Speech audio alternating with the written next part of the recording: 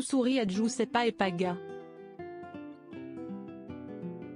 Les amoureux filent le parfait amour et récemment, le candidat emblématique des Marseillais, W9, et Sabel ont annoncé qu'il allait accueillir leur premier enfant. Mais ces derniers temps, le sort semble s'acharner. Le 15 décembre 2022, la future maman a confié sa douleur en story Instagram. Siesti, une photo sur laquelle on peut voir un gros plan sur l'une de ses oreilles que Giuseppa a dévoilée. On peut y apercevoir un piercing, le mot de toutes ses douleurs. Je suis en pleurs de douleur.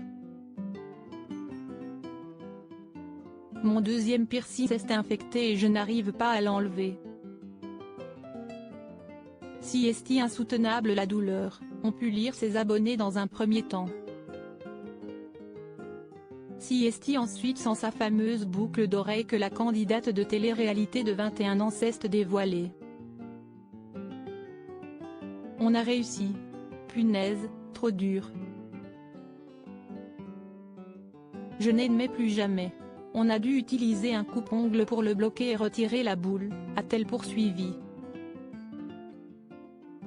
Giuseppa n'a pas le moral enfin libéré, délivré. Giuseppa a continué sa journée comme si de rien n'était. Mais le moral n'était toujours pas au beau fixe à cause du cambriolage dont son compagnon et elle ont été victimes. Moi pas trop le moral ce matin en rapport avec ce qu'il s'est passé chez nous encore. J'essaie de relativiser, mais assez dur d'avoir peur d'être chez soi à ce point. J'espère que ça passera. Je ne parle pas plus que ça tous les jours, mais si est important pour moi de dire quand ça ne va pas, a-t-elle avoué. Giuseppa a ensuite reçu des messages disant qu'elle aurait dû mettre des alarmes dans sa maison. Après avoir assuré qu'il y en avait et que cela n'avait pas empêché les cambrioleurs de s'introduire chez elle, elle a précisé, laisser quelques salaises derrière, siesti psychologique.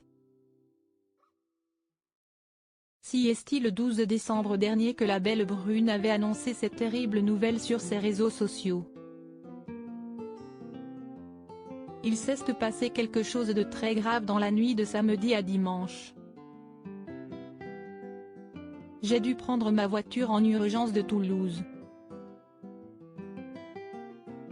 J'ai conduit 5 heures sans m'arrêter de pleurer, en me sentant complètement impuissante. Paga était dans le Nord, impuissant lui aussi, en bouquine, écrivait-elle notamment.